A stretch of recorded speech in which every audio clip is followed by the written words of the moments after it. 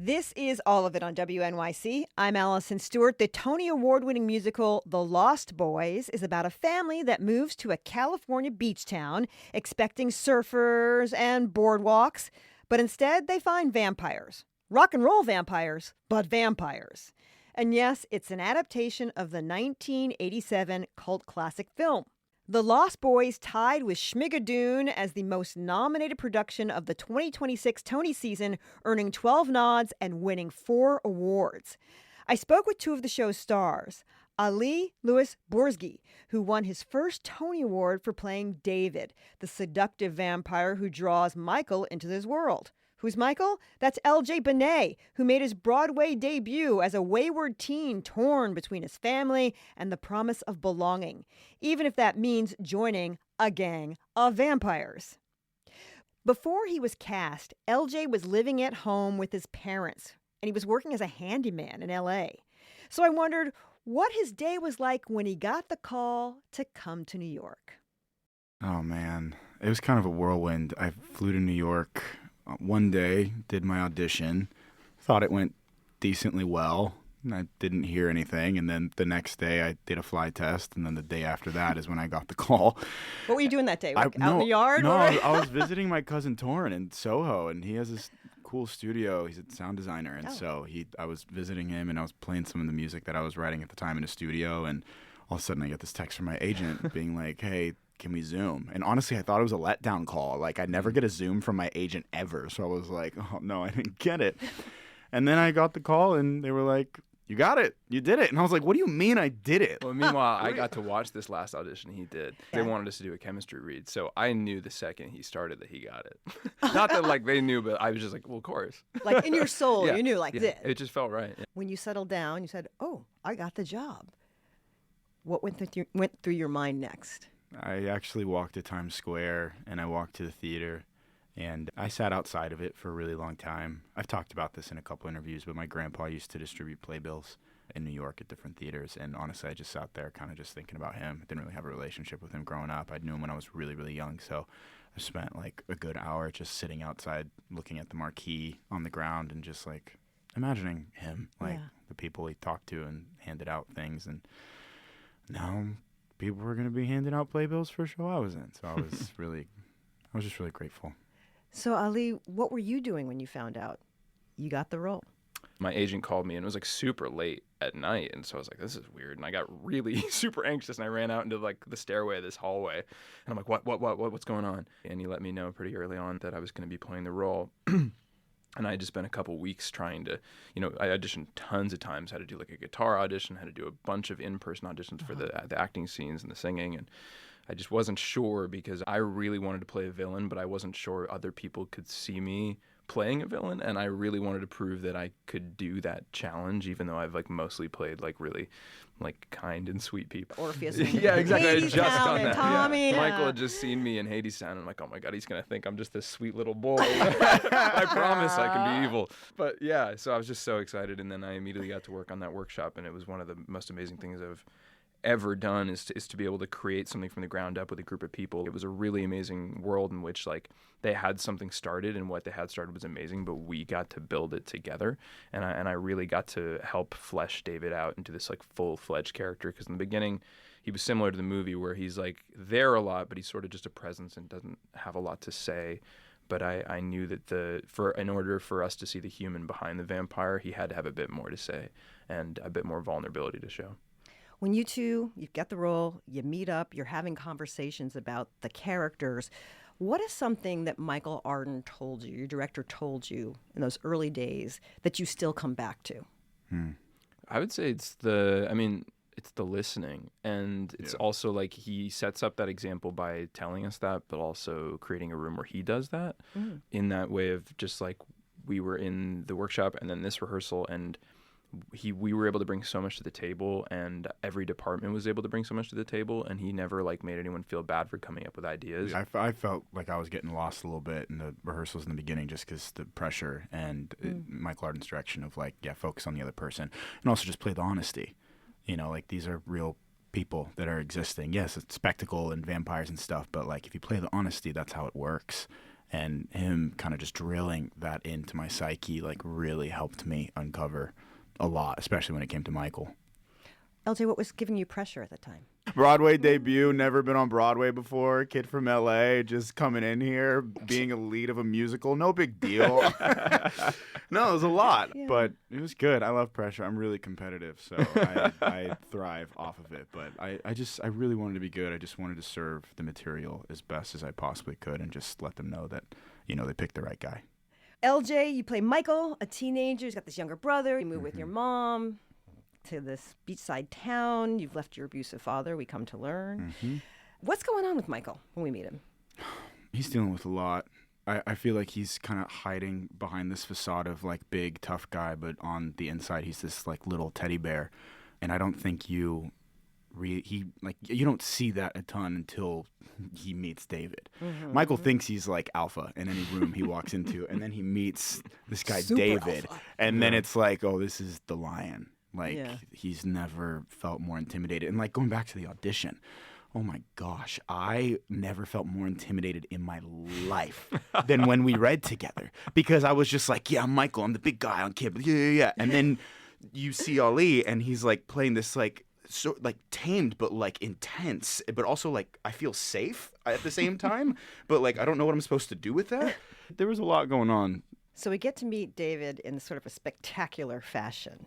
He's a big rock star. He's come singing onto the stage. Why does that entrance fit David?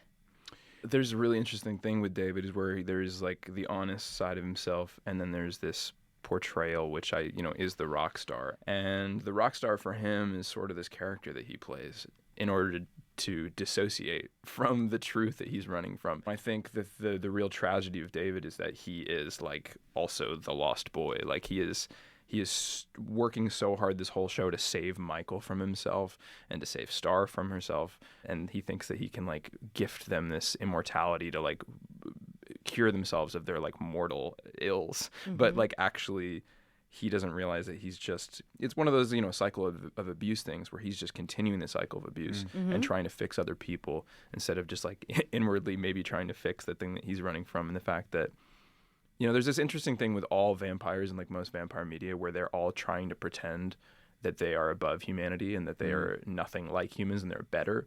But at the same time, all they want is to be human again. It's interesting the music is so varied in this because you go from rock and roll to music that sounds like I turned on the radio and I heard it in the 80s to just a beautiful ballad. How did you balance that when you were thinking about singing these songs? Because you do have to go through a range. I mean, I think, the Rescues really did an incredible job with this. And honestly, it was the music that made me want to be a part of this from the very start. I heard like 2 demos and I was immediately on board. But I think it's sort of this combo of, like the rock thing and the time period, but also, with the vampires, there's sort of this like ancient sound too. And they have a lot of string orchestrations, and it's a lot about that sort of, again, the juxtaposition of like classic sort of like ancient harmonic choir of like, this group of people that have been, part of this gang cult thing for a really long time, mixed with, the excitement of the 80s. And I think that also matches the like excitement of these young people who are starting absolutely like pushing out of their borders and just deciding to, wear like crazy hair and crazy colors. And I think that's happening again of people feeling really oppressed, especially young people, and wanting to kind of break out. And so there's something about that in the music. I think a lot of the songs are about these young people wanting to like break out of their chains and find what their truth is. Yeah. Let's listen to a couple of songs. We're going to listen to Ali singing Have to Have You. When does this come in the show? Yeah, I mean, right out of it's the first big thing I sing, which is crazy to like have to try to warm up. Start the show. I know. To just thrash. Just thrash. Just scream. Let's listen to a little bit. This is from the Lost Boys.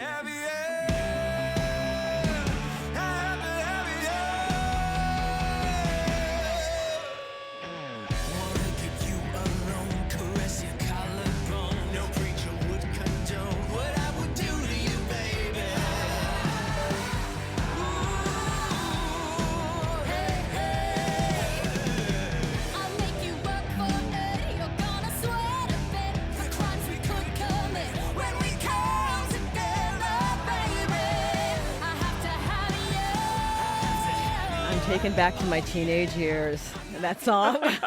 That's great. LJ, you're a singer-songwriter. Yeah. How does that help you in this role? Kind of going back to your first question, it wraps into that too, but like as far as how we found the sound for like so many different types of songs, it felt like me, you know, and I feel like even just being a singer-songwriter in this show, like it still feels like me. Like I listened to so many different types of music growing up. Like there was musical theater, like it would be rock, it would be like Elton John. There was so many different like varieties of music I was listening to. A lot of that was influenced by my parents. But I don't know, I think being a singer-songwriter, it gave me a giant respect for what the Rescues are doing. Like every line in our show is so intentional, especially because like you only have such a certain amount of time to like tell a story, and you really want to make sure you get the words out. For me, being a singer-songwriter, sometimes you like singing cursive, so that was a little bit of a hurdle for me, was like getting the words out. But like you really just want to be intentional, and you really just want to respect what they put on the page. Let's hear you sing. This is the song "Belong to Someone." Where do we hear this in the show? Towards the end of the first act. Let's hear it.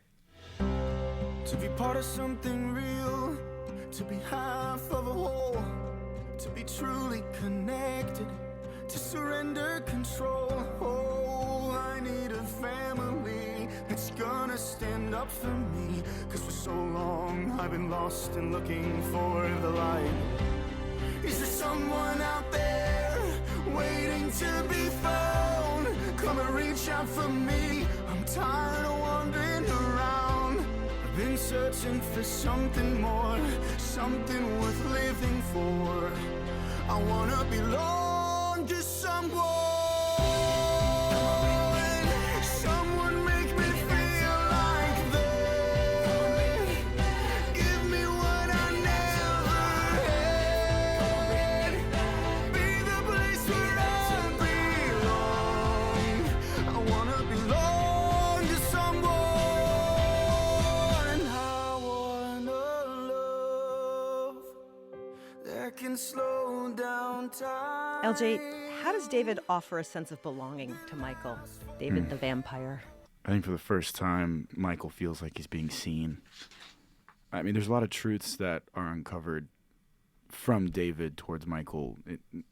Not really chosen for him, but like just the idea of, you know, there's a moment where my shirt gets lifted and there's like this giant bruise on my stomach, spoiler alert, but it shows the audience like, oh, this kid has gone through something. Yeah. He's not just mean to his mom for no reason. He's got generational trauma. Yeah, he's got trauma that he's dealing with. And I think David sees that. And I think there's this part where, you know, David also mentions, like, we both have fathers that have done this. Michael doesn't know what that means. But for the first time, he feels like he's being seen by someone who's also gone through the same thing that meant to them, or like what that experience did to them. And feels like you're on the same playing field and you can actually have a conversation that's meaningful. It's not someone just talking at you, but someone like talking with you and listening to you. And I feel like for Michael, he's never had that. And so he's looking at this person and he's like, oh, you see me. And I feel like that's what all of us want, especially if you go through like something as painful as what Michael's had to go through. You just want someone to look at you and be like, hey, I see you, I accept you, and I'm choosing you despite that. Let's talk about the nuts and bolts. You fly in the show. It's awesome. Yeah. I was watching, I was like, you have to be incredibly athletic to be in this show in some ways. I was like, you're hanging upside down for a good portion of it, Ali. Yeah. What kind of work did you do with your choreographer to get ready and to be ready for this role? Yeah, there's a lot of people behind being able to do this for 8 shows a week, and I've been trying to highlight that desperately. Seriously. But you know, behind all of this, because we're really, you know, the face of this thing and a lot of the press. But like, you would not believe the tapestry of people behind this. Yeah. And so yeah, our choreographers, Lauren and Cree, but also Fifth Wall Studio in Williamsburg, Fifth Wall? taught us. Shout out! They taught us how to do all this flying, and our producers were so great in terms of thinking about the fact that we should learn all the flying before we start rehearsal so we don't have to do all that at the same time. I worked with a physical therapist for like 4 months and a personal trainer, and yeah, I just had to really take it very seriously. I knew that I wanted to be able to do this without having to like call out frequently or like be worried about my body. So I just kind of trained for this like I was going to be doing a Marvel movie or something, because we basically are with all the wire work and stuff. So yeah, it was just taking the physical part of it seriously. But I personally love when a show or a project forces you to take care of your body. It's pretty cool to have something. I guess I should learn how to just do that for myself at some point. It is nice when work motivates it, isn't it? I remember when I told my family that we were going to be flying. And my mom's a figure skater, my sister's a figure skater, and so like a lot of the dancing and figure skating world, especially what you do off ice, is very similar as far as like taking care of your core. So like my sister set up like a routine for me that I rarely ever did at home, to be completely honest with you. But she was like, "Are you doing it? Like, if you don't do this, like your body's going to completely collapse. Like, you need to be doing them certain stretches, workouts, all of it." It was crazy. She was really into it. I have one last question for you. When I went to see the show, you didn't come out of the ground like 2 or 3 times. Oh yeah, that one, yeah. Yes. What happens when that happens? Do you just like soldier on? What's going on? You have this moment of just being like, all right, I have to acknowledge that this is happening, but also entertain a bit. LJ's great with crowd work. Shoshana just sat down and started reading people the are different. TV guide. People love it too, too. They like to be a part of something like that happening, and then they're supportive. Yeah, I talked to Shauna about it. She was like, she likes to stay in it. So like she doesn't like to break it. Yeah, you like to stay in it. I don't. I break immediately. It's a good combo. There was another time that it happened too, where like I didn't jump off when I was supposed to, and it was my fault, and I like apologized to the crowd. I was like, "That one's on me." They appreciated it. Outlaw goes, "My bad." I was like, "My bad," and then was like, "This part's can be sick. Just wait," and they appreciate that. So I'm yeah. But also, that's a good moment just to shout out. We have a great stage management team, and there's really so many moving parts in this show, and so if they ever need to make a call for safety, they always choose safety. No, they really do. Which is great. We have cameras in places you wouldn't believe, like making sure that we're all clipped in, like making sure that everyone's safe. Like they've really gone above and beyond in this production to make sure that we are safe. That was LJ Benet and Ali Louis Bourszgui from The Lost Boys. I also spoke to director Michael Arden and scenic designer Dane Laffrey, who explained how they brought Southern California in the 80s to life on stage. You can listen to that on our show page. We'll link to it.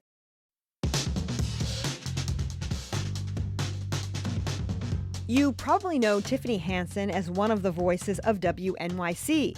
But when she isn't behind the mic, she's writing about organized crime.